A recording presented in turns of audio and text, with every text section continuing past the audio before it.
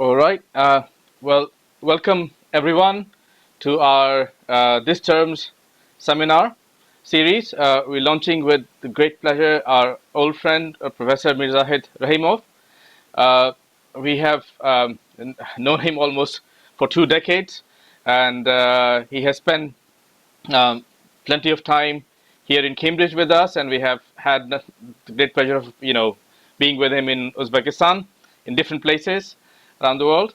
Mirza I can speak like an old person here because I've known him as a very young scholar, starting out in the field, and from then to now, currently he is the head of the Department of Uzbekistan's Contemporary History at the Center of Academy of Sciences. Yeah, so really proud to see you know from a young scholar to a great academic leader in Uzbekistan now.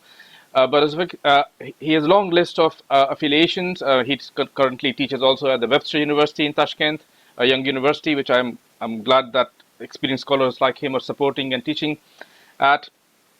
Additionally, of course, Mirzohid played another role, which is very important to highlight in our discussions, is that there were a handful of people, few people who from Uzbekistan were able to be selected in international programs, visiting programs, teaching programs, research programs, ranging all the way from Japan, Hokkaido, to Johns Hopkins in the US, to India, to here in Cambridge, to Leiden, to Paris. And I can keep making the list longer and longer. His bio will be available for you to read. But more importantly, it gave a great confidence to global scholarship to see that Uzbekistan has to offer such young people. And now Mirzohid is returning the favor. He's helping many of the young people from Uzbekistan to get into similar programs. So I'm really delighted that my class is able to, at least digitally, interact with the Academy of Sciences, where we have Aziz Mulai, one of the students from Mirzohid's group, who actually spent time here in Cambridge. So we hope that in this spirit of continue connectivity, which has been allowed by the pandemic, ironically, we can kind of continue to build these ties. Mirzohid today will speak about intra and extra regionalisms in Central Asia. It's an extremely important topic as the news unfolds, both the vibrant growth and connectivity and progress that we are seeing in the region, led quite often by Uzbekistan. At the same time, we are seeing quite disturbing, other events taking place. But it encourages us that we need to understand more. We know so little globally about the region. So we hope that we can continue that process in this term seminar, and it's great that it's launched this term's one by Mirzohid. So Mirzohid, floor is yours. Monto, thank you so much, Professor Saxena, dear friends. It's indeed, I'm so glad to be at the Cambridge Central Asia Forum. I remember indeed my studies at London University and Cambridge University, and the person who bring me first time to Cambridge was Dr. Shanil Rakiner. We all love her. She was very high level professional, and she was excellent professor. I visited her 3 times at the SOAS. It was very great experience to me. I have very good memory and very great respect to her. And thanks a lot, Dr. Saxena, and to all friends in Cambridge for to be visiting scholar at Cambridge. In my slide, I will also a little bit mention. But also, I would like to thank all attenders of this seminar. I think it's a good tradition to share some experience. If you don't mind, I will start PowerPoint presentation. It's visible?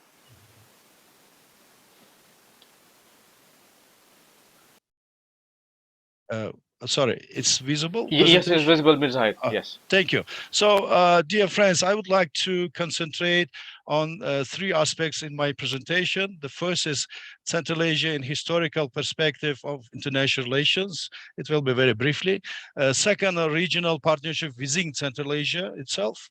And third, diversity of external regionalism in Central Asia. So, Central Asia in the history of international relations, I would like to note Abu Rayhan's words that the history of yesterday is a school of life for us, a clear mirror. We can learn from this, draw conclusion, determine the past to the future. We know that Biruni was one of the person who first created world history concept. Based on his studies in Central Asia, in India, and we know he had a lot of languages, including Sanskrit, Hebrew, and others. So he had very wide view on the world history, and I very appreciate it. I think his words very right to us also to look on the historical process from the comparative perspective. And he did it, this phrase from the chronology book and other books, including India, he giving very good comparative historical studies. Based on this view, I would like to mention a couple of aspects.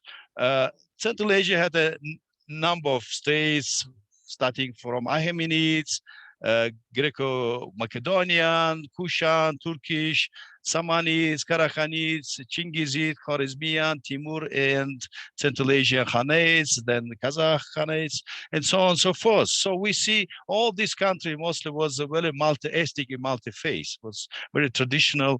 It was in the economic life, it was in the other aspect of the life.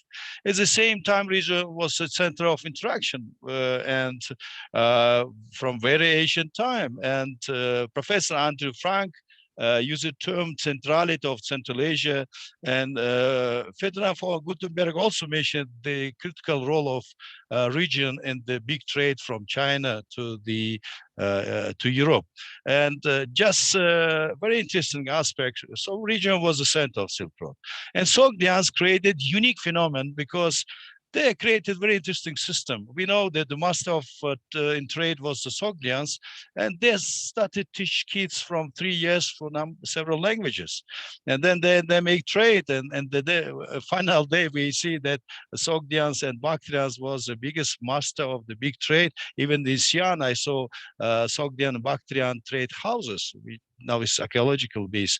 And it's once again shown that how the system was created very successfully. I think Sogdian experience nowadays is very much relevant to Central Asia transformation, to other countries transformation too. Yesterday I spoke with our archaeologists. They recently found 2 new Rome coins in Samarkand, which is unknown yet, it's not published, but it's once again showing how was very strong interaction, and Central Asia was very, very successful on this trade. And it is, I'm very much sure that it's very relevant to nowadays. And second, of course, the issue of great game. We know about the problem with Central Asia was for several thousand years as a sometimes subject and sometimes object of great game. And if someone say great game was only in 19th century, it's not so right. Great game concept was all the time, because we know from the many disciplines that the war was a very normal situation for many centuries. So classical, of course, in 19th century when the Russia and United Kingdom had let's say conflicting interests in Eurasia. But when you look at the historical textbooks in Central Asia countries, including Uzbekistan, you can see that Russia came, captured territories, first the Kazakh Khanate, then Central Asia, step by step. But I would like to say, based on, for example, in my work, when I worked in Cambridge with invitation Professor Saxena, I found a very interesting document about, it was published in the end of 1980s. So it's elaborating interesting aspects of the Russian-British rivalry, and there are a lot of documents. And among these documents, there is a very interesting agreement between the Germany, Austro-Hungary, Russia in 1872 about creation coalition in the case if someone will attack them. So Why it's needed? It's needed for Russia because Great Britain was that time expressing strong against, for example, Russian taking over the Khiva Khanate, for example. But because this agreement, Russia successfully made a very, let's say, less protection aspects. So in the case, if it will be conflicting with Great Britain, in this case, Germany and after Hungary will support Russia with 200,000 soldiers. So after this agreement, Russia in a few months very easily took over the Khiva Khanate. But I'm saying it because for studying historical process, we need to, of course, look different aspects, including not only current process, but also in the, let's say, regional, even the global aspects of interaction. In this case, I think it's a good example of it. And another aspect, of course, Afghanistan getting the important role and this, let's say, geopolitical interest of Russia and Great Britain. And still nowadays, unfortunately, Afghanistan facing this problem. So I'm so sorry that a cartoon is very interesting element in all historical process. This is cartoon about it is Sher Ali Khan, Khan of Afghanistan, save me from my friends. It's his line, Great Britain, and here is Russia. I don't know where it's made, maybe in France or in Germany. I don't know. We will see. But in any case, it's interesting to see.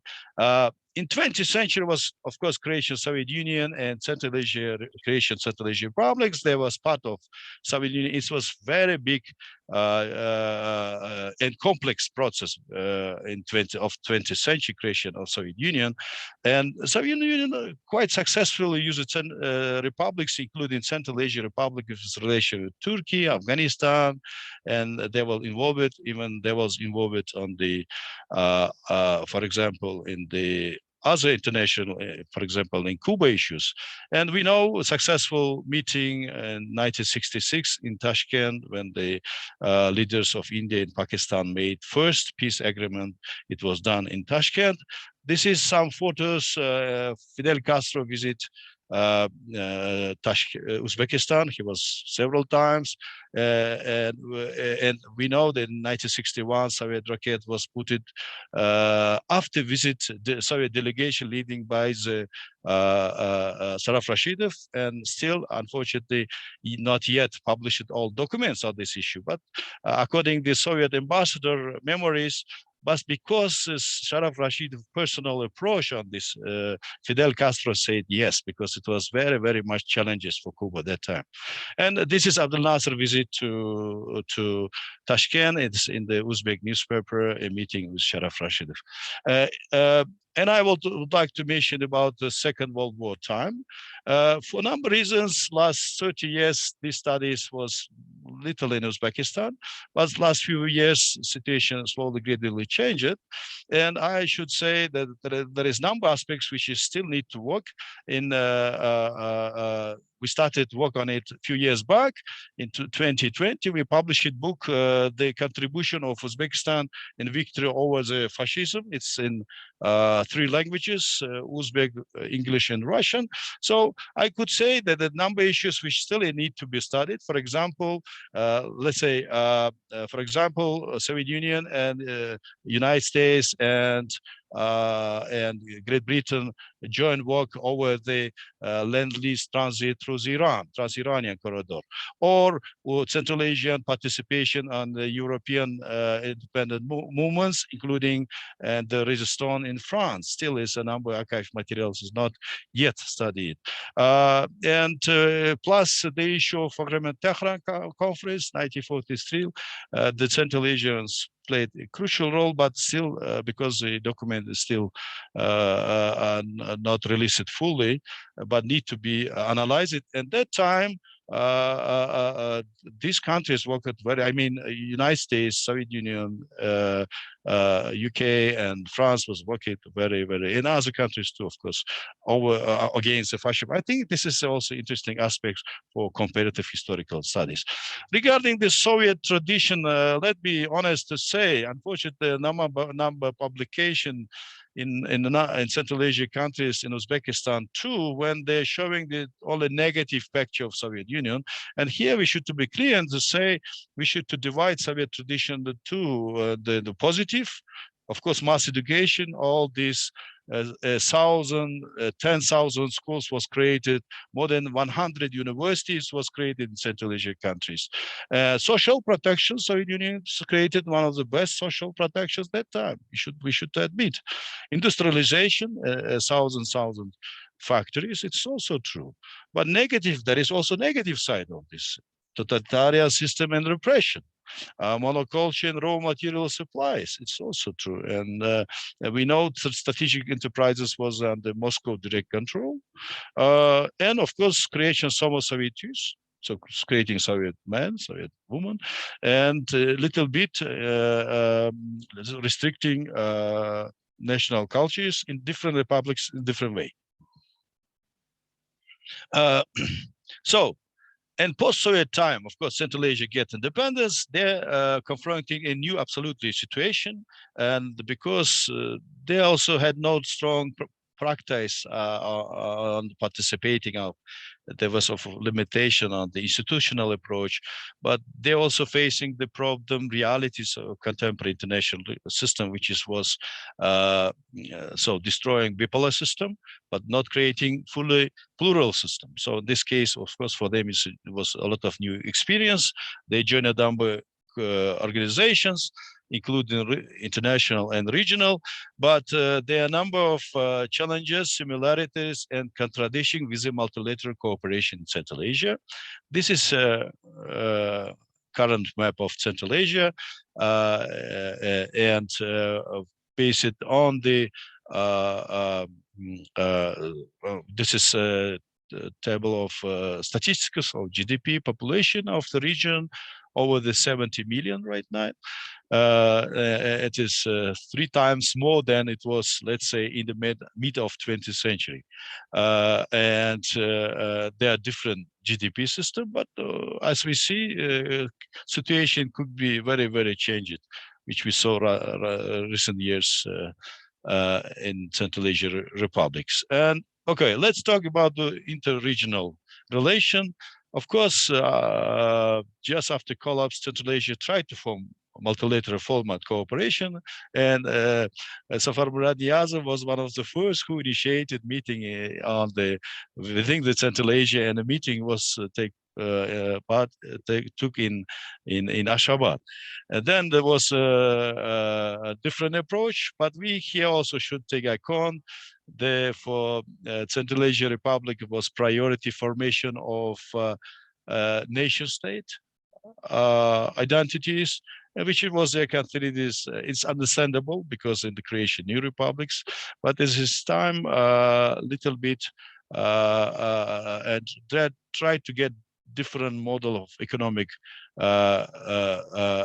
development, because some of them implemented market economy approach, some not implemented. So they had diversity approach in economy. In 1992 was Central Asia Region Cooperation Organization. In 1998, they transformed Central Asia Economic Community. In 2002, it was a Central Asian Cooperation Organization, which was included Kazakhstan, Kyrgyzstan, Tajikistan, Uzbekistan, but excluded Turkmenistan because we know the Turkmenistan neutrality approach. But there was a number problem. For example, there was since 1992 till 2006, it was more than 200 documents signed, but most of them was not implemented at all. And when I worked in our archives and libraries, I saw all the documents. They looks like very like European documents, which was really difficult to implement. There was disparities to respect of regional cooperation and priority of national interests over regional integration initiatives. Sometimes the vision was contradictory in different issues, and they could not find common solution on regional security problems and water sharing issue. For example, in the mid of 90s, there was very strong perception, for example, in Kazakhstan, that terrorism is issue for Tajikistan, Uzbekistan, but not for Kazakhstan. But we know, but then it's completely changed, and now is for Kazakhstan is security challenges. Number one is terrorism. So, and then it was a decision to include Russia first as observer, then member of the Central Asia Cooperation Organization. Russia is not geographical in the region, but was invited. And then was make decision to unite the Central Asia Organization with Eurasian Economic Community.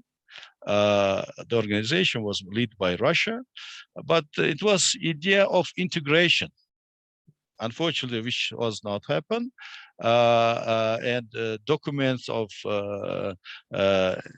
Central Asian community was not integrated to Eurasian one. So it was just, let's say, like annexation of this organization. And then Uzbekistan was member of the organization, Eurasian Community, and then it's left it after some times. So new trends after in 2000, after election to 2016, after new president election, and Uzbek newly elected president Shavkat Mirziyoyev said priority of Central Asia in the Uzbekistan foreign policy. And we know the first visit was, after that time, first visit was to Turkmenistan and Kazakhstan. And also was visit to Tajikistan. And we know that over the more than 20 years, there was no direct flight between Dushanbe and Tashkent. And then there was reestablished it. I also visited Dushanbe in 2017, and we was very welcome in Dushanbe airport, very respectful way, to be honest. So for this time, in the last 5 years, we saw more than 20 official and working meetings within the Central Asia countries, I mean leaders, and there was different documents on economic trade, transport, communication, and cultural were signed. And also we see in practical level also increasing of trade between Uzbekistan, Kyrgyzstan, 70%, Tajikistan, 85%, and with Tajikistan, traditionally with Kazakhstan and Turkmenistan was quite good relation. So there was a small change. But in any case, it's showing increasing partnership within the region, and total in 2020, total trade within the region was over the 12 billion USD. COVID, of course, 19 affected on the relationship, but still is a relationship more or less okay. Also, there was implemented Central Asian consultative meetings in 2018. The first was in Astana, the second was in Tashkent, and third it was in planned 2020 in Bishkek, but because there was let's say political change in Kyrgyzstan, and then was third one was happened in Turkmenistan in August 2021. By the way, Nursultan Nazarbayev was chairman of the Central Asia, so probably now it will be probably changing in these regards. So diversity of extra-regional initiatives. We know that all main actors, including United States, China, Russia, all of them is on declarative way supporting regional cooperation. But they have completely different vision. Russia considered as a strong, let's say, region of interest. China also growing Chinese, especially economic, but also military cooperation, especially on individual base. China have security cooperation with all Central Asian republics. EU achieved progress, but also has some limitation. And China, Russia, one side, United States, EU from other side, they have a little bit different view on the security and transport communication also issues. And several Central Asian countries member CSTO, but they are also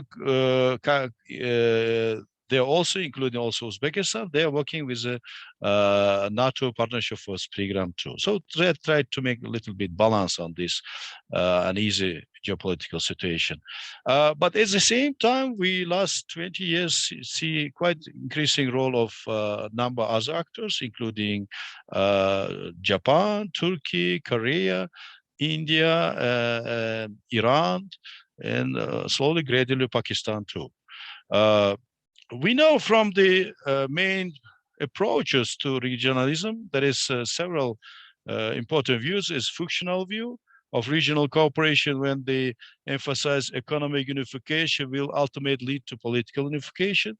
We have a newer functionalism when the supranationality allows to states to secure maximum welfare using functional spillover, common interests, subnational and supranational group dynamics drive integration. And then we have intergovernmentalism approach when a central localhood of states in the region. And we have also economist approach when there is a strong emphasis of market relationship within the region that is undergoing integration. But when we look at an extra regional initiative in the Central Asia, Commonwealth of Independent States, Eurasian Economic Community, later on changed to Eurasian Economic Union, Collective Security Treaty Organization, Shanghai Cooperation Organization, Central Asia plus Japan, Central Asia, Korea, Organization of Turkish States, Central Asia plus United States, C5+1, Russia, Central Asia, India, Central Asia. They're all from the intergovernmental approach. Because they are mostly initiated and supported by the political leadership of these countries. And we couldn't say about strong partner moving within the other aspects. So we could say that in this way, we could say about the priority of intergovernmental approach. So let's talk about several cases.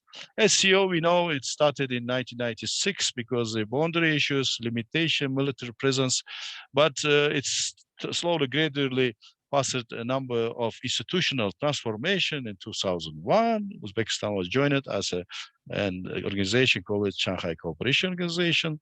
In 2017, India and Pakistan get membership in the organization.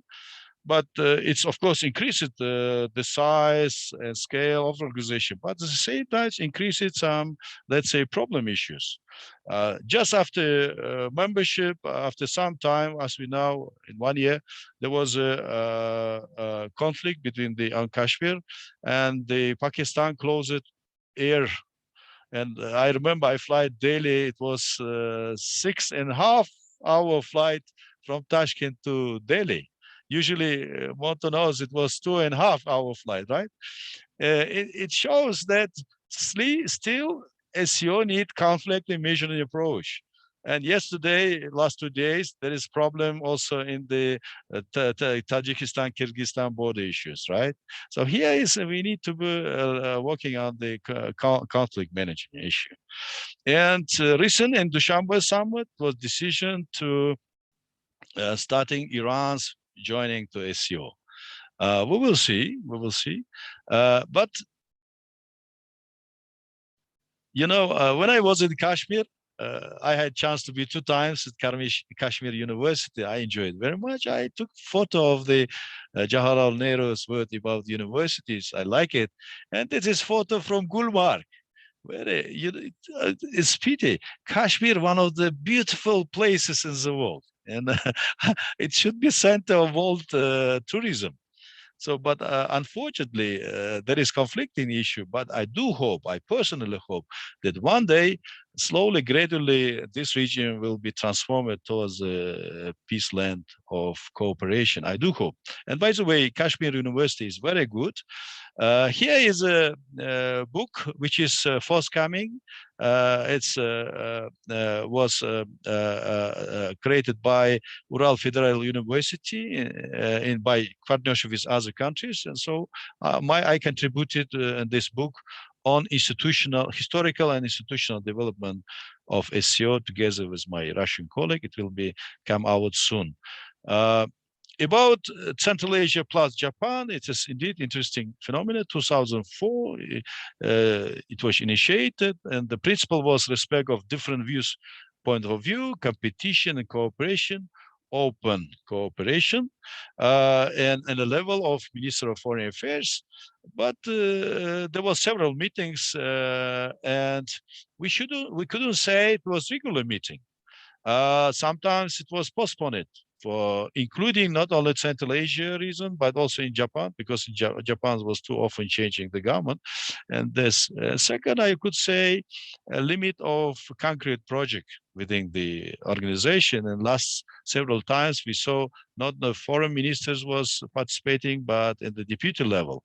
Uh, uh, so the EU, of course, made very strong transformation 2007 when Germany initiated a new program of cooperation on Central Asia, and the strategy was several times extended, and last extension was in May 2019, and EU keeping this, let's say, moderate level of cooperation, and the budget almost the same for whole time. It's 1 billion for I think I'm not thinking about money itself, but I'm thinking at the scale of the projects. But we should also say about quite active EU educational project from EU side and also national. For example, Germans educational programs quite active, French and other countries, Switzerland too. So United States for a number of years was without having multilateral format. In 2015, in the meeting in Samarkand, they created C5+1, multilateral format cooperation with Central Asia republics. There was discussing about cooperating, but I think it's like Central Asia plus Japan, like Central Asia plus Korea. C5+1 needs also concrete and long-term projects and program implementing economy, trade, energy, communication, tourism, education, and other fields within the United States and Central Asia republics. Belt and Road, of course, at the Nazarbayev speech, the university speech, Xi Jinping mentioned about the Silk Road economic belt, and then they extended next year in Indonesia, and there was then creating Belt and Road, big mega project with Silk Road Fund, Asian Infrastructure Investment Bank, and I should say Central Asians since beginning was supporting, and some of them was also co-founder of Asian AIB. So, and in May 2017 and in April 2019, Central Asian leaders participated in the forum, Benin Forum in Beijing. I was also in the part of the academic forum, and I saw huge number of officials in this first forum. It was, I think, 45 leaders of different countries, prime ministerhood of international organization. But then the second meeting, academics was not invited in the same hall, but still the number was growing to over the 60, which shows indeed a very strong approach from China's side. And also, if you will compare, it is indeed grand project. It is bigger than Silk Road. We can see similarities, but of course, I think nowadays it's a very mega grand project and probably the biggest in the world. But it's facing problem with implementation for different reasons, plus COVID-19 also affected. India, Central Asia, recently, a few years back, it was started multilateral format. The problem is for South Asia, Central Asia, the number of factors important, and the role, for sure, role of India will be crucial, like also Central Asians, and plus our Afghanistan. I will talk a little later. So it was on the ministerial level meetings, first meeting in Samarkand, and then was a few days, actually yesterday, by the way, it was a meeting in Delhi, I mean, initiated by Prime Minister Modi, like video conference like we now having. Yeah, so it was announced about cooperation in trade, industrial cooperation, green economy, innovation, and digital technologies, transport, logistics. It was accepted daily declaration. I'm glad that Central Asia leaders, including Uzbekistan President Mirziyoyev, mentioned about the importance of human capital. To be honest, in this regard, Indian experience is very much relevant for Central Asia. As a person who was most among all my visitors, the most more I was in India. I feel myself at home, and I think the Indian experience science education is, of course, pharmaceutic and others is very much relevant to us. And plus, of course, we understand India wants to share North-South corridor, extending economic cooperation, the issue of Chor-Bahar through the Iran, extending cooperation is understandable, and Central Asia is supporting this idea. So, but there is some challenges of maintaining geopolitical balance, especially between Russia, China, United States, EU. Now, Turkey is very much involved on Caucasus issues, on Central Asia. And there is number associated initiative, which is let's say leading by US. It's NATO C+1, Russia and China, CIS, CSTO, EU, SCO, Belt and Road. EU strategy, Japan, Korea, also India has multilateral format, but still there is keeping this balance is getting be quite challenging issue. Plus, Central Asia facing complex security challenges. It's international terrorism, it's illegal drug trafficking, transnational crime, economic environmental problems, boundary issue, and ethnic conflicts. Unfortunately, despite all these achievements, there were several times ethnic conflicts in the region. Still, both the delimitation and demarcation process undergoing with all these complicities. It is understandable, it's quite a challenging issue. Ecological degradation, last few months we saw in Uzbekistan, in Tashkent and other places, in Kazakhstan, sandstorm. And 2 days back, we had a problem with the light a few days back in Kazakhstan, Kyrgyzstan, Uzbekistan. Electricity, which is affected very strongly, I could say. So it means in Central Asia, national and regional security are interdependent and interconnected. All this issue is very much connected. So Afghanistan, we know since 2001, after invasion of Afghanistan, Central Asia has participated on different scales. So Uzbekistan, Tajikistan exported electricity. Kazakhstan also exporting different goods, including wheat and others. Kazakhstan, Uzbekistan also supported education project for Afghan students, and plus it was created first railway, Khairatom Mazar Sharif. And in 2000 it was big conference, and last year in July was a very big conference in Tashkent about Central Asia and South Asia regional connectivity. And the head of Uzbekistan, Afghanistan, and Pakistan participated on this meeting, and also delegates over than 40 countries and about 13 national organizations. The photo is not so good because I take it from the back where I was sitting. I was interesting to see debate between the between the leaders of Pakistan and Afghanistan. They had, let's say, oral debate. Very interesting, their respective way, but there was strong, different approach on the situation. In September, United States left Afghanistan and situation completely changed. Taliban the power. How much was spent in Afghanistan? You can see 2 trillion. I don't know. For 2 trillion, we can create it probably several new countries with all its infrastructure probably. But we see stability was not and now not go to positive way. Still, situation is quite difficult in Afghanistan. Plus, Taliban try to have dialogue. Central Asians, including Uzbekistan, has dialogue, but it doesn't mean they will fully accept it. Let's say all aspects. There is a number of let's say different vision on the situation. In conclusion, Central Asia regionalism is defined by geographical, historical, and identical coexistence, and through partnership, cooperation in economic and security matters.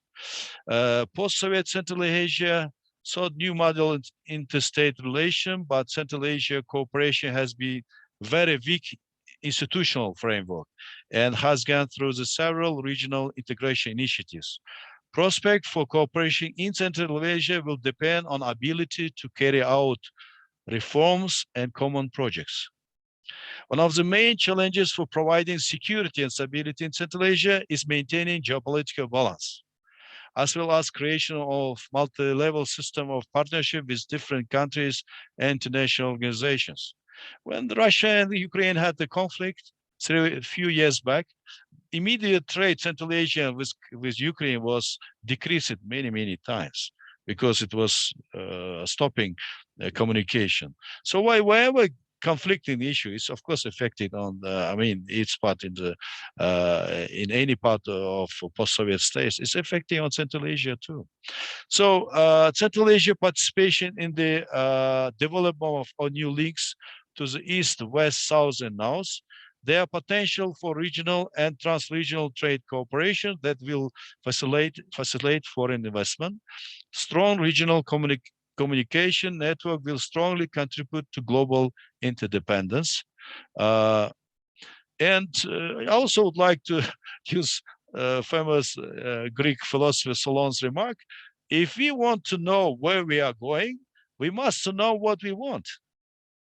This is, I think, very clear sentence which we should put attention. So, positive transformation and development in Central Asia affected patterns of national reforms and regional cooperation and string connectivity.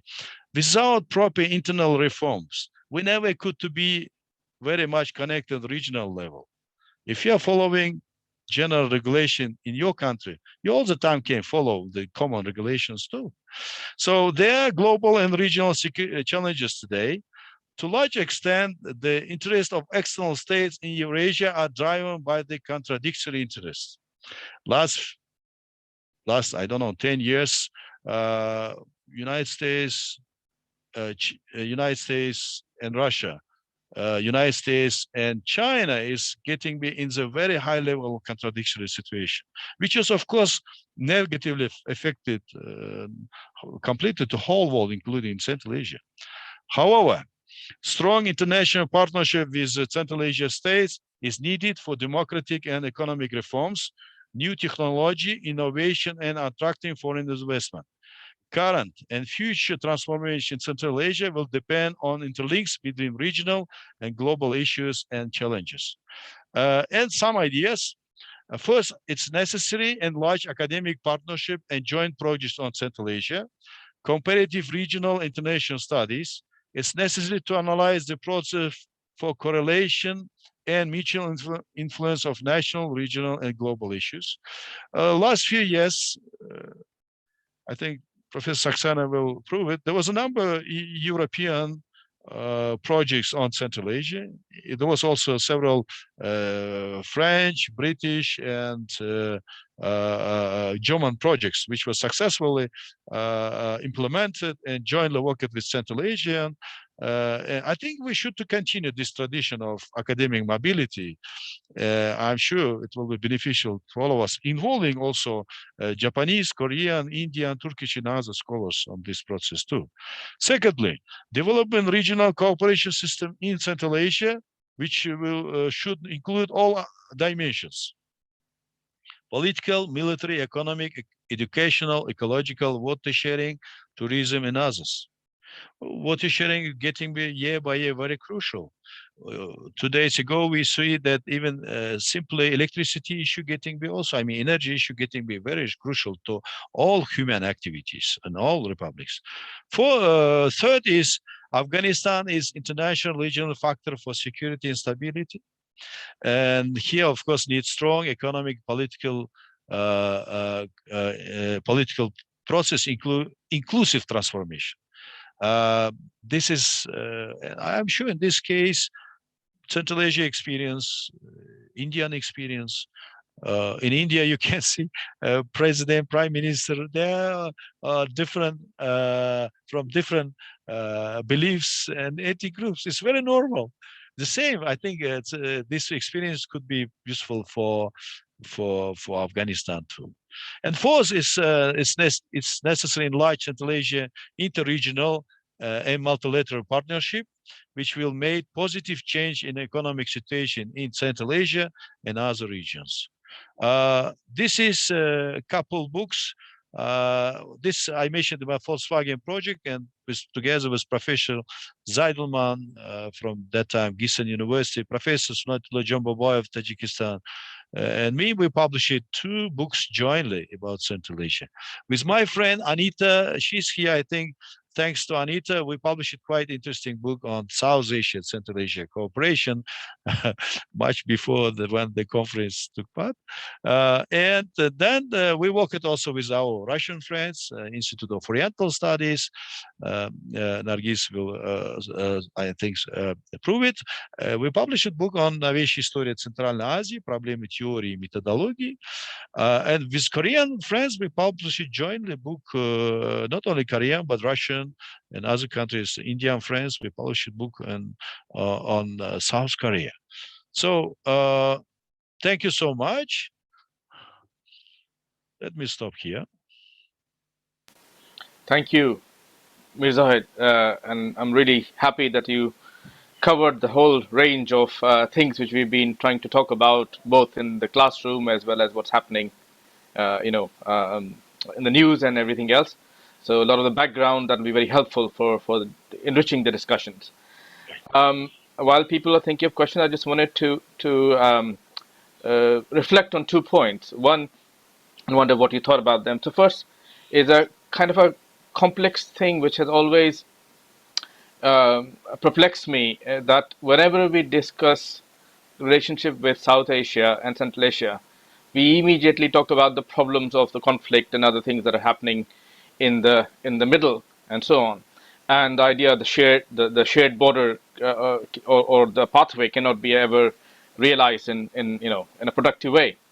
But when we talk about Japan and Germany and the EU and the United States, all of these questions go away.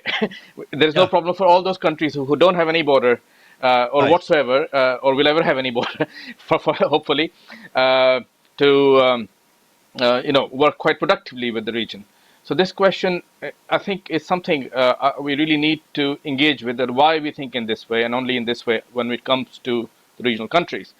And my very early thoughts are, it's about the modes of our own, the global machinery of interaction. So when we look at the countries of Central Asia and its proximity to Middle East and South Asia, we're thinking in a very production-related way, right? Goods and actual physical objects moving around. So it's again a question which sits around in the neoliberal economic sense, that the countries who will just make profit without being physically moving goods around are more easily able to connect, for instance, the EU and the US in the region, versus countries like India, who have immense potential, think still in terms of moving little boxes across the freight train or whatever else. So I think the way we think about and how the global architecture is something we really need to dig into. That was my first point for discussion to carry on further. And another smaller point, which becomes really obvious, is that when we look at this sheer vast number of initiatives and organizations and multilateral platforms and so on, I always sit there and worry that when you look at even Kazakhstan and Uzbekistan, larger countries in the region, how much bureaucracy you need to be able to deal with so many organizations in so many different ways. Is it your capacity as a functioning country, especially your foreign economic relations, would simply participate in these so many different things, or there is some clever formula which countries have worked out to be so active across so many different platforms all at the same time. So I just thought with those two things we can start a discussion. I have one more question to be added. Sorry, questions we will take in turn. We have already. Yeah, you can raise your hand or, yeah. Okay. So Mirzohid, yeah. Yes, thank you, Montu, for your comments, question. Yes, indeed. Historically, Central Asia and South Asia was very much connected, and we know this exchange was for many centuries, and even the migration, even academic mobility, very high for many centuries, right? But because the situation now is because the connectivity, and also issue. Not only the issue of Afghanistan, but for us also problem, for example, Afghanistan relations with Pakistan or Pakistan relation with India.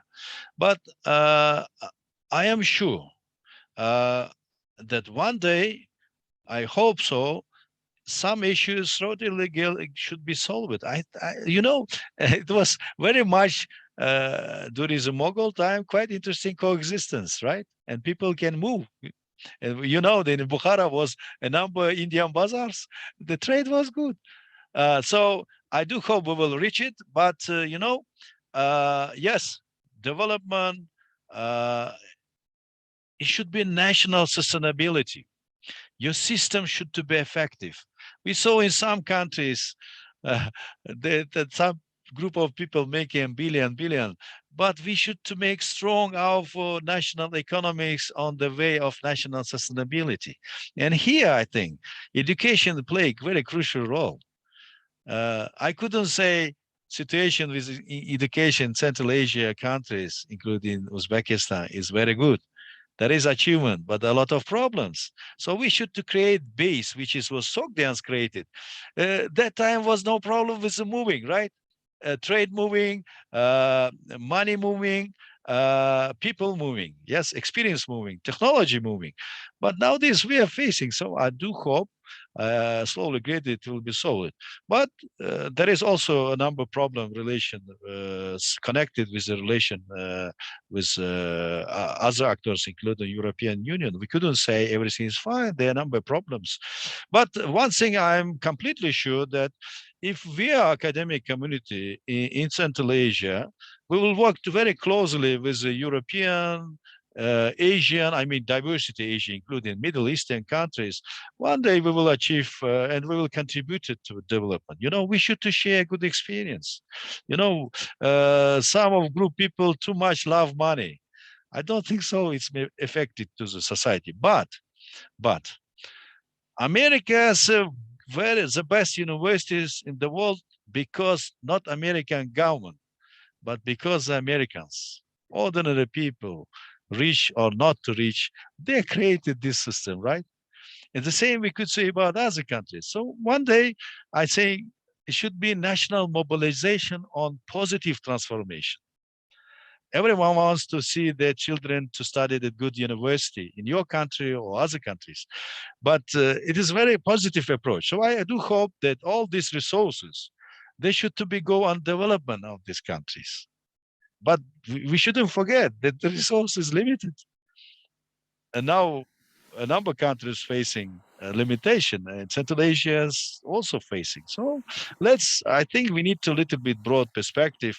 And some countries was very successful on using their resources in a positive transformation, including in Middle East. So we should, I think, get good example. Yeah. Thank you, Mirzohid. We'll continue the discussion. So classroom has a question. Yeah, we have one question from an MPhil student, and I have one. There was Professor Montu. Sorry, there was Professor. Yeah, he will come next. So we're taking them in turn as people are asked them. So they were before. So let's the classroom go ahead, and then we will go to the Zoom next. Yeah. Okay. Yeah. Thank you, Professor Rahimov, for that presentation. You mentioned briefly Afghanistan, and especially with the recent development with the Taliban. I'm just wondering if you can talk more about how the Taliban would change the dynamic of the regionalism that you mentioned. Specifically, you mentioned how the main challenge for Central Asia, one of the main challenges, the maintaining of geopolitical balance, and integration. And it just seems like the Taliban might change the dynamic of that a little bit. So I would be very curious to hear some of your thoughts about that. Thank you, Devin. Yaqub, you want to ask a question as well now, and then Mirzohid can answer both of them? Okay, yeah, I can do that. Thank you very much for your presentation and lecture. I was wondering, I mean, along those lines, what you and Montu have been talking about, but maybe from a slightly different perspective. We are talking a lot about the kind of Central Asia and China, Central Asia and EU, Central Asia and US. And I come from a region similarly complex history in a way, and also been going through this transition and stuff in the last 30 years or so. And I was wondering if, and it was hard to find kind of different modes of regional cooperation. And I'm wondering if, I mean, especially maybe in these recent years when the Central Asian heads of state started to meeting up, if there were any talks of establishing any sort of kind of more endogenously driven or kind of smaller scale form of cooperation. I mean, what I'm thinking of from my part of the world would be the Visegrad Fund, which is kind of very, well, it's a small scale, it's a very little budget given by the 4 states of the Visegrad Group, and funding generally non-political staff, educational cooperation, community or cross-border cooperation. So these kind of things, which I mean, can trigger some positive developments, but I mean, are not huge in terms of money, but can help with kind of ongoing cooperation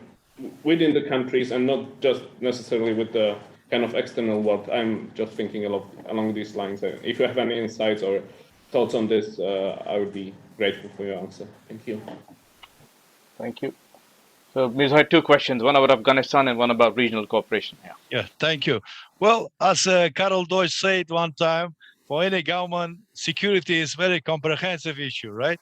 So yes, Taliban in the power, and now the CSTO says, well, we will try to secure regions, right? There was another issue. Then when the, let's say, Afghanistani military helicopter as a staff was moving to Tajikistan, Uzbekistan, and then different countries expressed a different position what to do with this equipment. Taliban requested to ask it to send back. Other countries say, no, you should send in other direction. So this is an issue which is need to think, but of course, Central Asia thinking about, let's say, situation in general. Secondly, all of them have dialogue with Taliban because it's the, as we know, last 15 years, I think, all major power had dialogue with Taliban, of course, informal way. So Central Asia has dialogue to make, let's say, more or less keep the relation which was before and try to push new regime toward the more progressive approach, because what they are doing, well, we all understand it's not so good, right? So here they're working on this issue without, of course, extreme approach. I mean, particularly Uzbekistan try to make balanced approach, but we know that, for example, CSTO wants to increase military presence in the region, but we will see. But I think political dialogue will go. It will be little bit difficult, but in any case, we do hope that Afghanistan will continue this transformation. I know many, like you all, I know many Afghans who studied in different countries. They have quite interesting vision. And let's give more chance to Afghani people, create their societies. And of course, any government should be inclusive.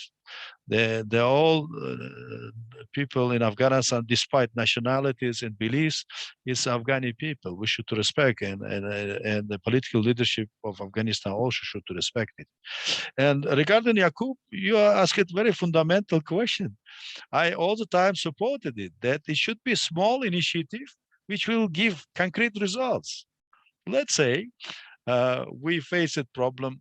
The problem is in Central Asia should be, let's say, several concrete projects, not necessarily to have to long list projects for implementation, which will not be implemented.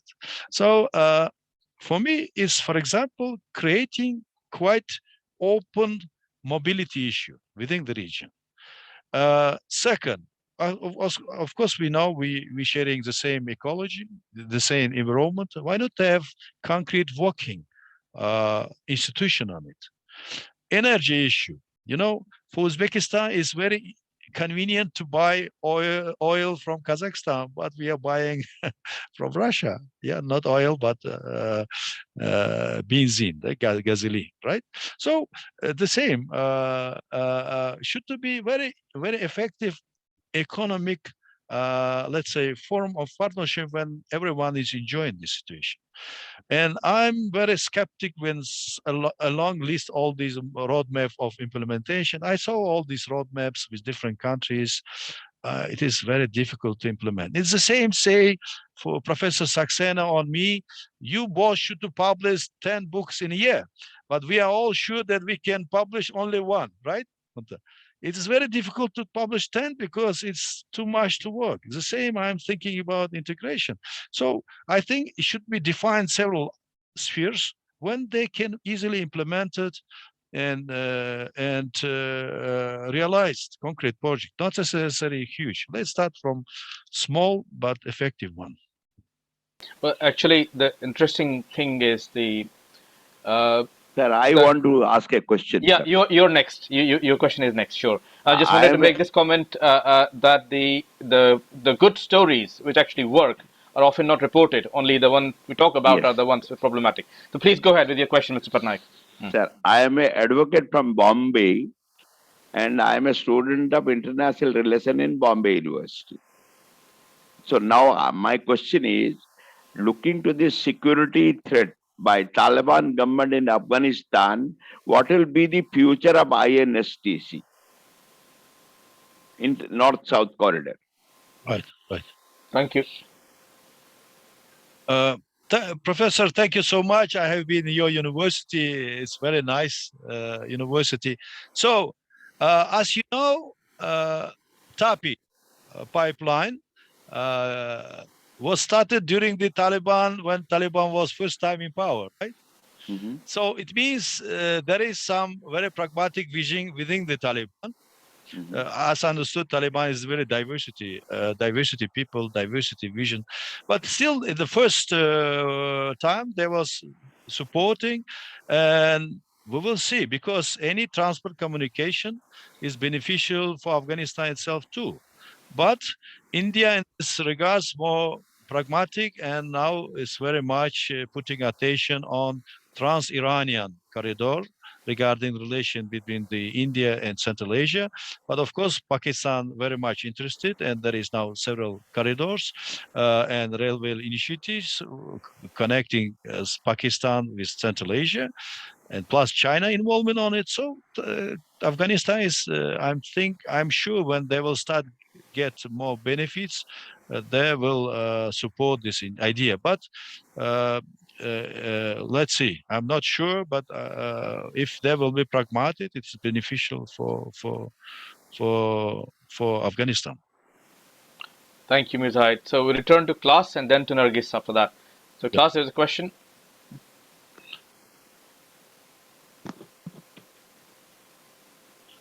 Yeah, can you hear me okay? Yes, we can, yeah. Hi, thank you very much, Professor, for the presentation. Just wondering if you could highlight any examples you've come across in your experience, just trying to build on some of the points that have been brought up about bringing up within the sphere of education and bringing in perhaps educational aims that require outside or international expertise to be brought in. And but has there been any real systematic investigations or efforts to build up perhaps more capacities that exist locally with whether it's certain kind of talent or capabilities of young people that don't necessarily require the same sort of infrastructure or expertise of international collaboration or international resources, if you will. Kelly, over to Mirzohid. Yes, well, Kelly, you're right. I think all Central Asian republics involved on the internalization of education, right?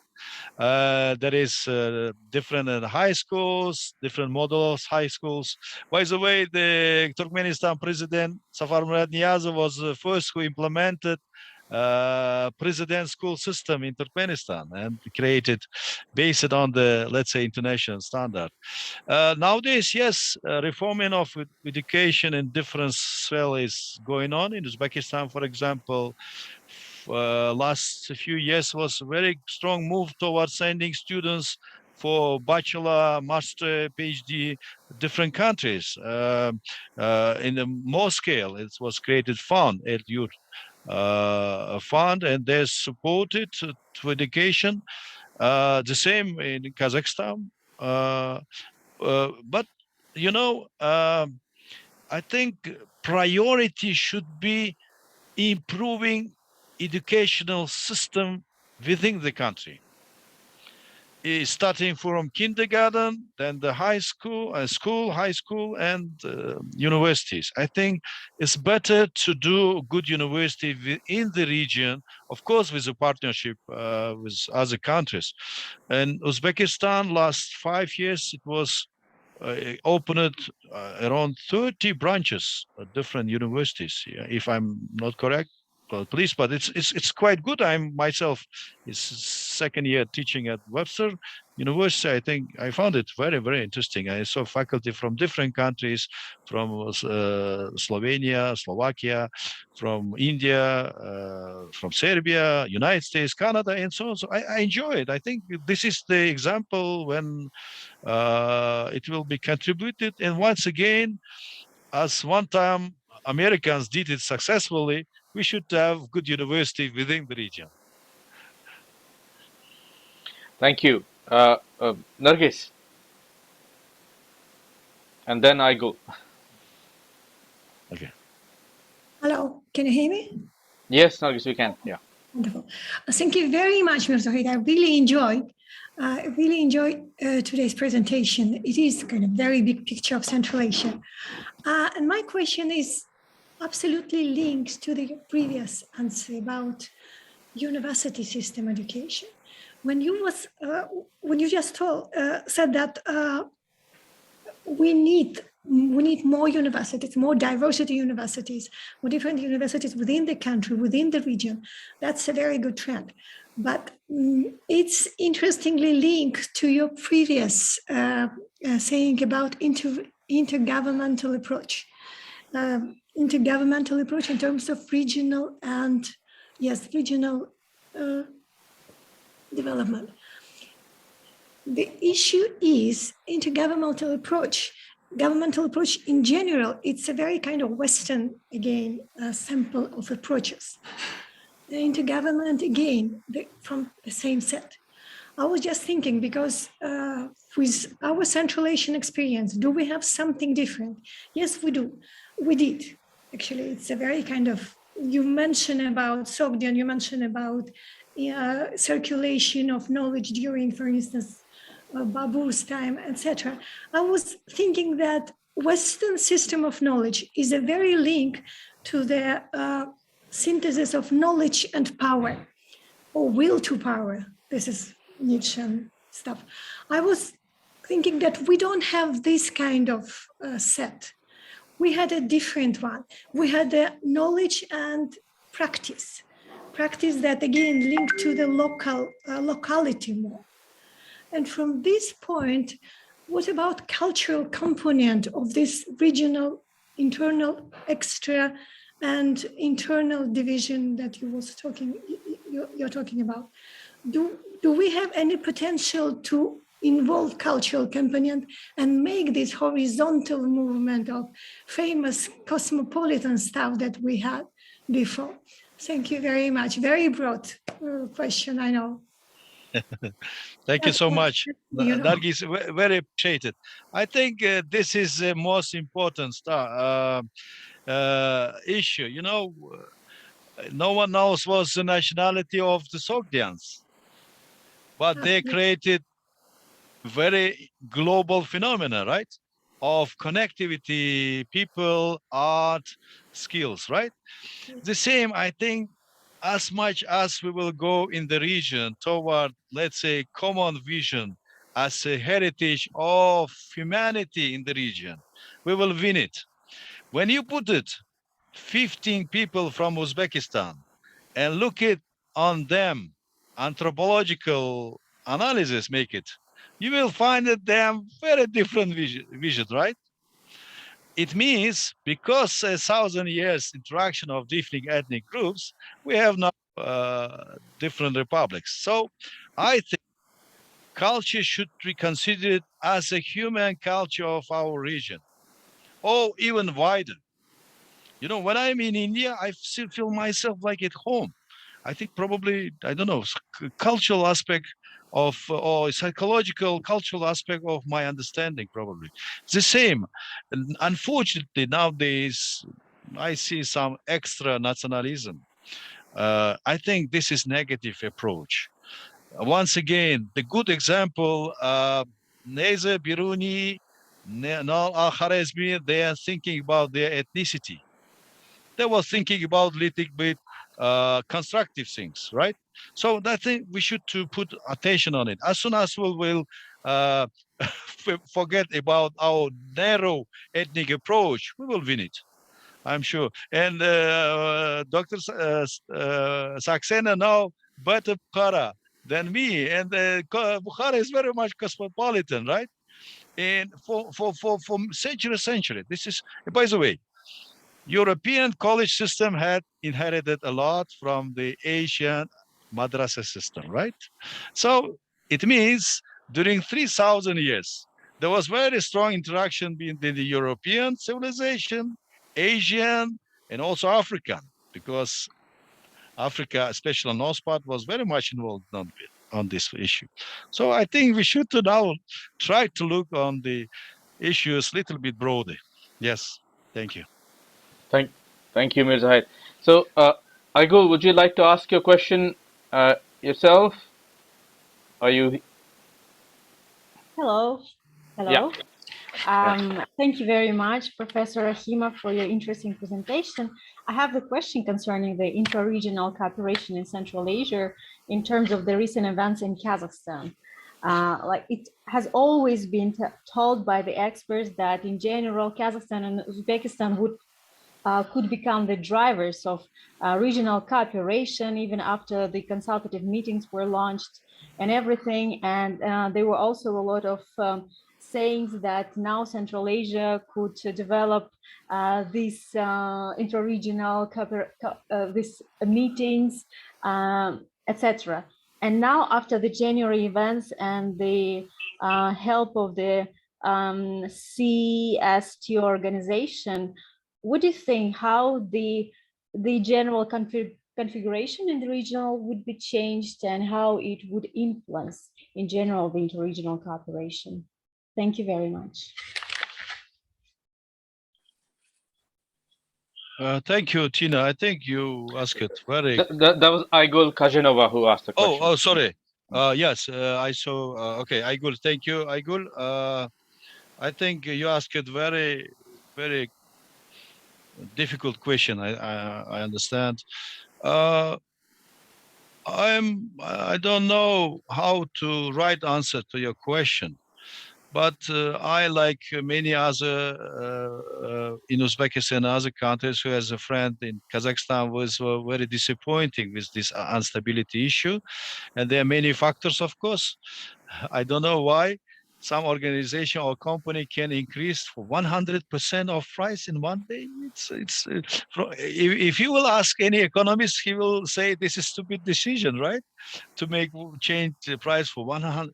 But it's, of course, we understand probably situation more complicated than we think. But once again, which I cite once again, yes, CSTO played crucial, well, let's say more Russia played crucial role, better to say this way.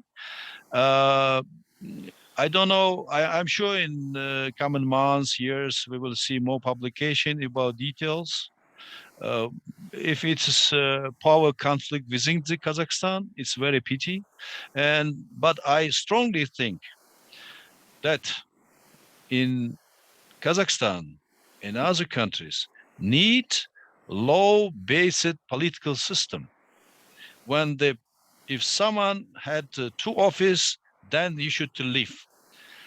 It should be at the university, in the institutes, ministers, and so on and so forth. And then our system will be sustainable because we will see change in people and change in worlds. Because when I was in Almaty 20 years back, they say, this sanatorium belongs to Nazarbayev family, this building belongs to these daughters and son, and so on and so forth. So it's too much. I think, we should think about it very seriously. In our world, especially when you go in other world, you couldn't take anything with you. So it means, why not to think more contribution to your own country? Kazakhstan has a big potential. Why not to use all these finance and other stuff, not for some group, but to the development of the country?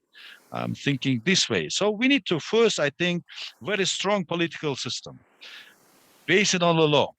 Second, we need political culture too. And third, all our systems should be based on the very effective democratic system. We are a secure country, so we have only chance to create democratic system. And I don't think so that Professor Saxena should be leading Central Asia Forum for all his life. Or I should be head of department for all my life. No, we should be changing, It should be rotation, it's normal. So when we will implement it, in the nation will be very much going toward more positive transformation. It's my own understanding. But I do hope for further stabilization in Kazakhstan. Thank you. Thank you. So I'll just tell the order of we have lots of questions. So it'll be Prajakti, followed by Jamshed Safarov, then Tina, then and Resham Singhi, and then the class. That's the order we're going in. So Prajakti, go ahead. Thank you. Mirzohid, that was a fantastic presentation. My question is about, there is a huge difference between how you talk about regionalism and cooperation and regional organizations in the region, and how many of the scholars outside of Central Asia, and I would even go as far as saying outside of Asia, talk about the same regional organization. So there is a huge focus on security and realist IR in the Western academia and in Europe and America and other places, while there is a more constructivist approach to cooperation in Central Asia and in other parts of Asia. So when I want to know how, when you teach regionalism or regional cooperation in to your undergraduates and your graduate students, how do you reconcile these very different styles of publications that are coming out? One which is only focused on security. They always say in one line, yes, there is cooperation, but it's really about security. And that's where Russia comes in, China comes in, EU comes in, US comes in, and then the agency of Central Asia remains very limited. And on the other side, we're talking about cooperation. You talked about Afghanistan, you talked about the different Central Asian countries and their priorities in different spaces. And, so they seem very different pictures, and it's very difficult to reconcile them. So is there something that we can do to convey this message that many things are happening, and we know that this is happening in different parts of the world as well? So how would we who work on Central Asia approach this problem that we seem to have? Thank you. Well, Prajakti, thank you so much. I think, yeah, you raised a question which is required a long answer on it, right? So, to be brief, because external initiative usually supported by a particular country or particularly two countries, and they of course want to, let's say, defend their own interest, sometimes which is conflicting with other countries' interests. And Central Asians say yes to multilateral format because found a country, it could be China, it could be India or Japan. They are of course financially supporting some regional projects. Understandable. So regarding the security issue, I remember in Chatham House when we had a conference on 10 years Shanghai process in 2006. One of our colleagues from London, he said that European Union never will work with SCO, and I will tell you 15 reasons why. But we know that toward SCO, vision was changed, right? That time was extremely negative, but then situation slowly, gradually changed. And now we see a number of publications or even some dialogue with SCO.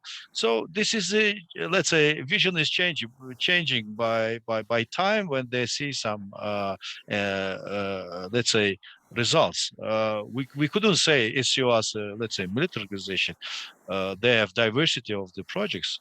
So I think we should try once again to look from a little bit broader perspective, because nowadays it's fashion for main actors to have not only bilateral but also multilateral approach. And we know, for example, United States has a long tradition of coalition creation, right? More than 100 years. So they have very big experience. China now is developing coalition creation experience, other countries too. So in this regards, of course, it's interesting element to development. But what I advise to my students when they see different literature, I say, please read both of them or three of them, doesn't matter, and then make your own understanding. Even your understanding is not so widely, don't worry, because everything comes stage by stage, right? So we will give them chance to give their vision. By the way, last semester, I'm teaching course Introduction Global Studies. I have only one lecture on Central Asia, and I asked my students, what your suggestion on improving on Central Asia cooperation? And I get quite interesting, let's say, vision from the students. So I'm glad that we have quite interesting students nowadays. They have quite wide vision on different issues. And nowadays, you couldn't hit anything. Everything is available, and they have different vision. This is also good. We shouldn't follow students to think in one way. It's never give results. Let's give them chance to think, right? Thank you. Thank you. Jamshed. Thank you, Mirzohid. It was a very excellent lecture, and question and answer session was also very productive. I would like to ask you a little bit, maybe a sensitive question, but I think it's very important if we visualize the future, long-term future of the regional security complex. You are absolutely right, both retrospectively and from the point of view of contemporary situation analysis, the driving force of the regional cooperation and semi-integration is still intergovernmental relations. And the political leaders will play a central role in any even promotion of the idea of regional integration.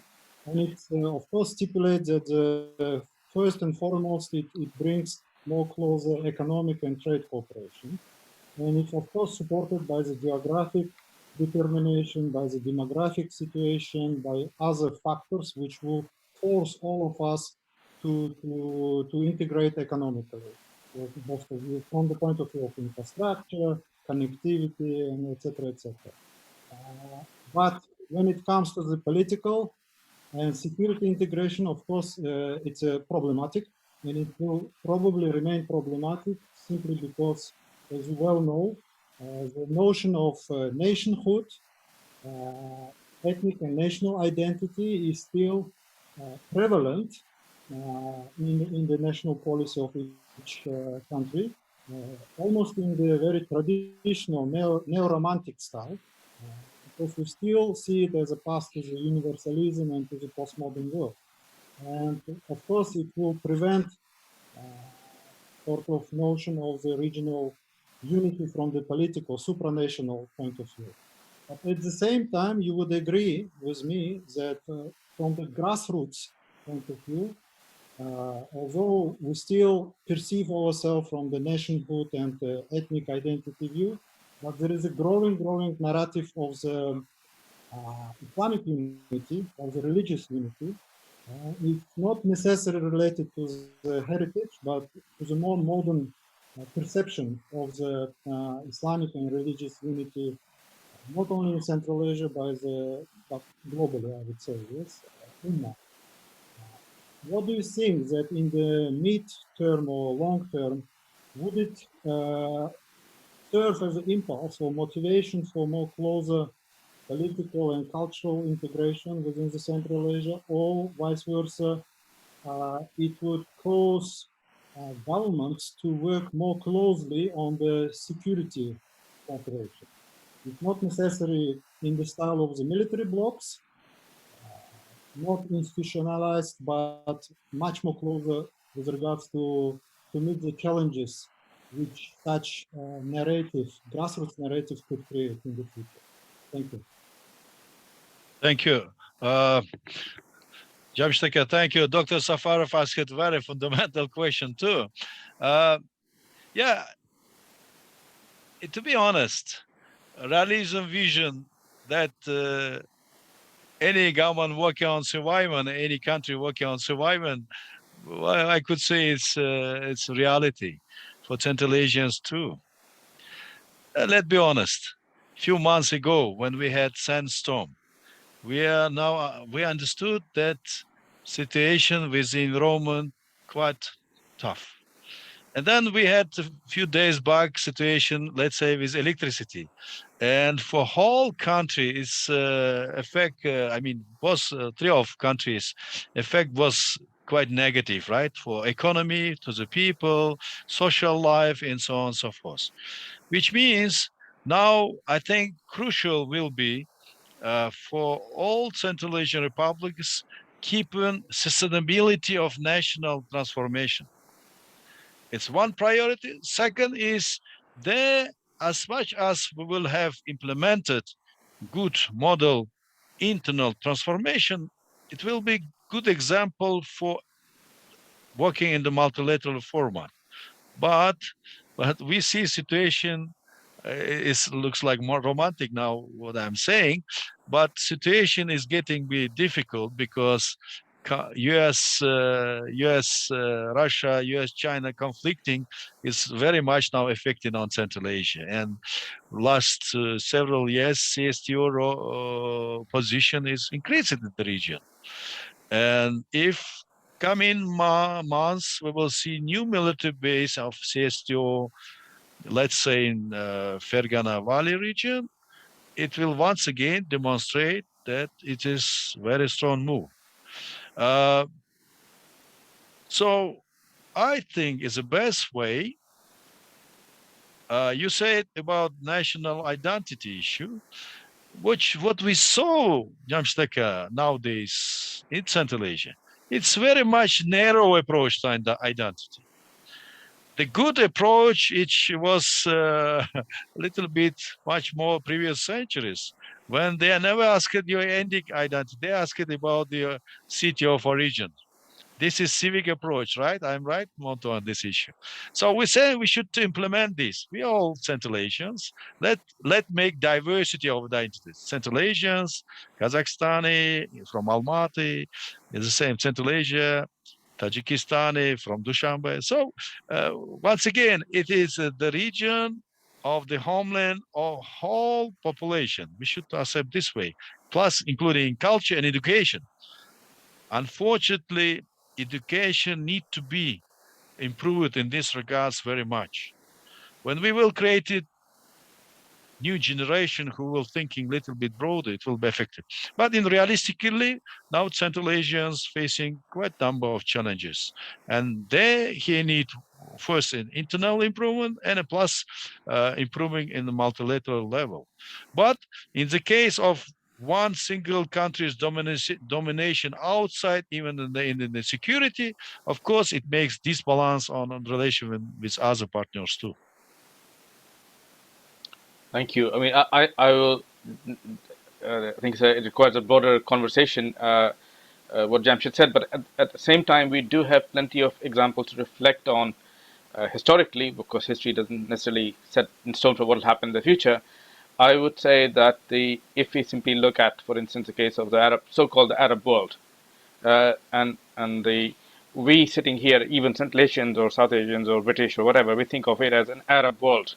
But does Arab world think of itself as the Arab world? The question is, in certain very specific narrow areas, it does, but in most areas of daily existence, they don't. Yeah. So I think that would be very similar kind of a case. If any particular kind of identity that grows, it finds its own functional space, and even for a particular time period, that might be meaningful. But I don't necessarily see Islam or Islamic identity as an issue in that sense. Arriving in Central Asia, I mean, of course, you all immediately have a competing thing. Is it the Turkic states or is it the Islamic state or whatever? But yes, by the way, yes, I forgot about aspects of Uba issues. Well, you know that practically all big religions was based in our region for many centuries, right? Christianity, Judaism, Islam. Islam was the youngest one among the biggest one. Zoroastrian tradition. But the population was living in a quite, let's say, good atmosphere with each other. When I was in Kudus, in Jerusalem, I saw this population within the old town. It's 100,000 people, and most of them is Muslims. But I saw they're living in a peaceful way with Jewish, Armenian, and others. They have shops next to other. I found it is the same which we had for many centuries too, right? So yes, it's a disturbing situation that number of young people who is practicing is growing, and they have interesting vision of these beers. You know, my grandfather educated in Mirara, Bukhara, but he was wearing his beers in a very, let's say, nice way.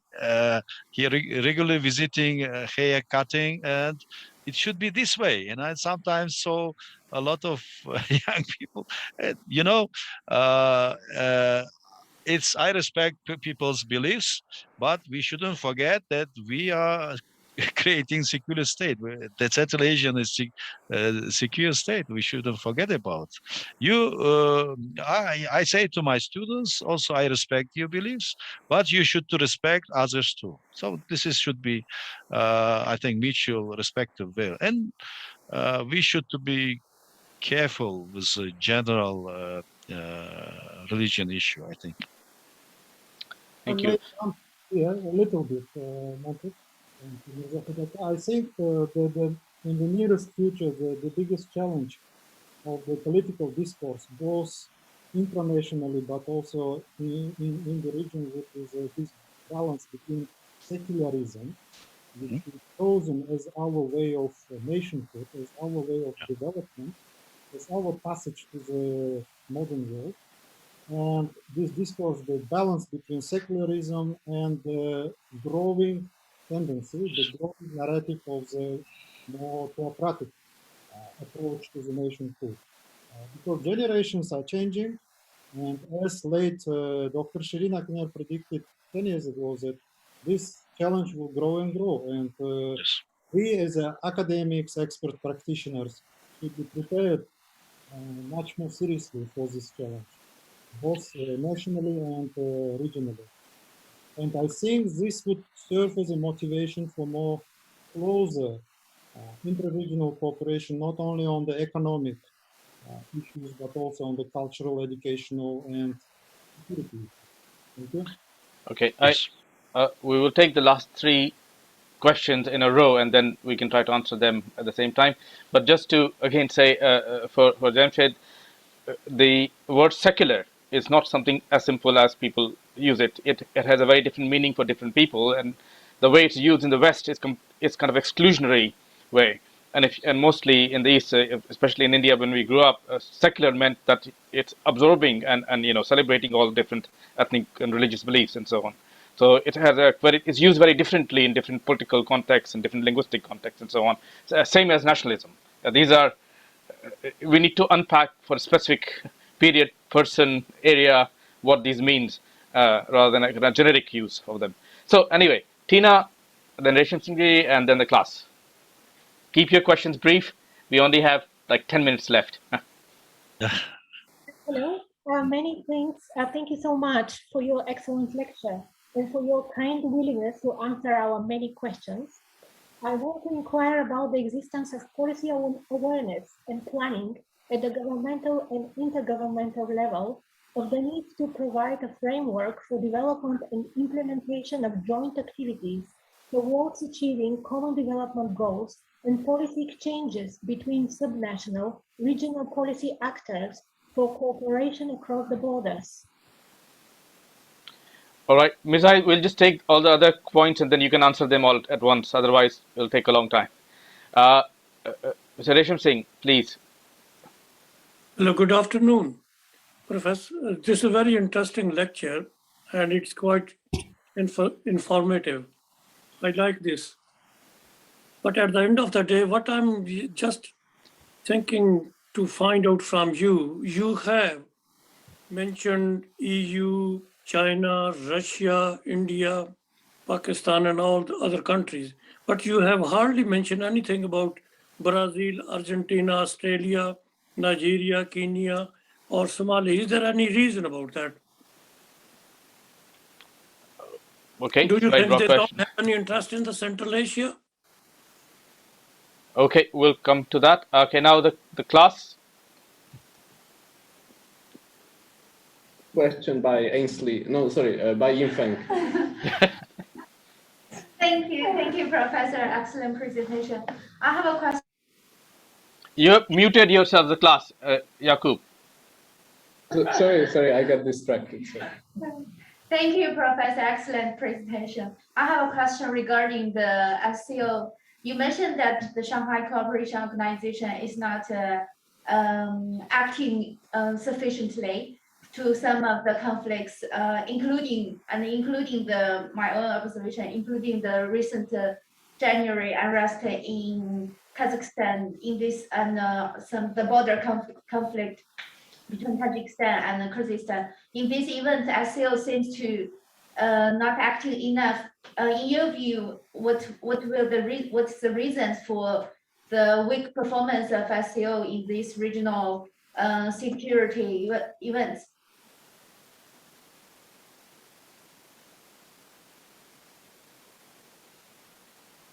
Have we lost again? You have classes. Yakub, you have again done that. Yeah. Because she said she finished the question. We didn't hear the last part of the question. Okay, sorry. Should I repeat that maybe? Yeah, if you can come closer, maybe. Oh, I got it. I got it. You got it? Okay. All right. Yeah, so yeah. never mind. Ole, Tina, I'm so sorry I couldn't get your question. Can you please repeat? Tina, you are muted as well. Yeah. Please. Okay. About the policy awareness and planning at the governmental and intergovernmental level of the need to provide a framework for development and implementation of joint actions and activities towards achieving a common development goals and policies at the subnational regional level across the border. across the borders. You mean on cross-border issues? Yeah, cross-border regions. Oh, okay. Border So regions. the region, the subnational level. Oh, okay. Is if I correctly understood. So interesting. Yes, Uzbekistan and Kyrgyzstan and also with Tajikistan, they implemented, let's say, neighboring boundary regions summit. Not summit, but meeting, right? From Uzbek side, from Fergana Valley regions, from Kyrgyz side and Tajikistan side, they have regular meeting, and which just was interesting format of dialogue, let's say this way. But still many issues regarding and the boundary issues are discussed on the bilateral level. For instance, I think you are right. In the case, for example, I'm sure it could be created, let's say, within the region, dialogue, let's say, on the some issues connected also with the, let's say, transborder issues and conflicts which is going on. So I'm sure, for example, let's say, Tajik Kyrgyz case, well, probably could be discussed in multilateral format in Astana or Tashkent.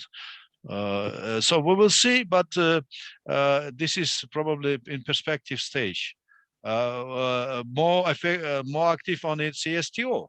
I don't know, but probably it's better to think how can we manage such kind of issues jointly. I think it's important. And plus, the same with was electricity problem. They here need also some common discussion because it was Central Asian economic network of electricity. It is required, of course, coordination and having some platform of constant dialogue. Thank you, Professor, for question about Latin America and other countries. The problem is they are very far from Central Asia. Even mostly, usually, ambassador in Washington is also taking care about Brazil and other countries, sometimes from Central Asian side. So, of course, because of long distance, but I see professors here in Tashkent from Brazil and other countries too.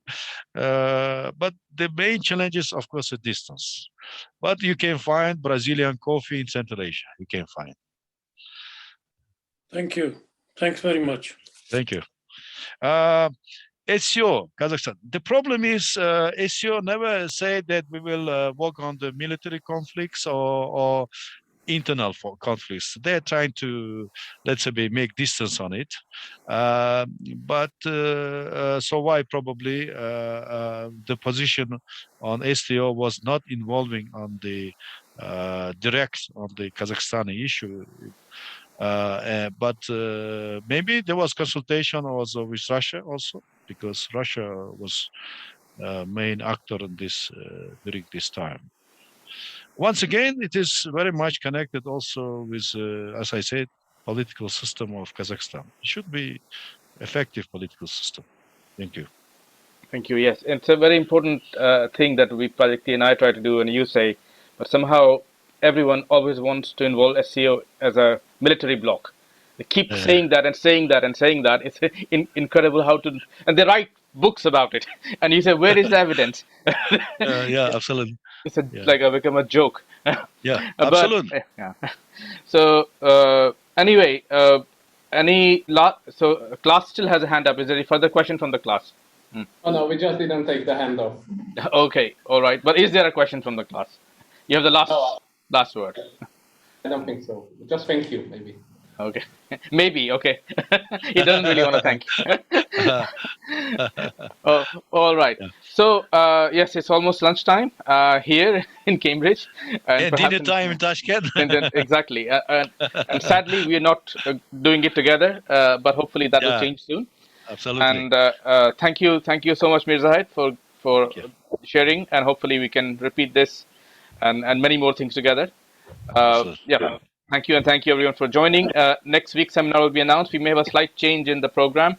but we'll be announcing that relatively soon for next week, that is. But the seminar will continue in the same time. The speaker may be different than announced. Yeah. Monto, thanks a lot indeed to you, to all of you friends. It was great to see you all, and I do hope we will continue working together, researching together, publishing, and of course, informal wine or vodka. Yes, yes, definitely. I have a good collection here, which needs to be used. Aziz. Okay, thank you. Thank you. From Mahal. Okay, all the best. Thank you. Bye. Bye for now. Thank you. Bye-bye. Bye.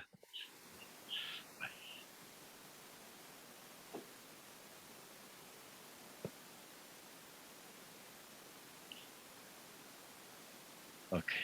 Okay, Mirzohid. Bye for now. Bye. Thank you. Thank you so much. Yes.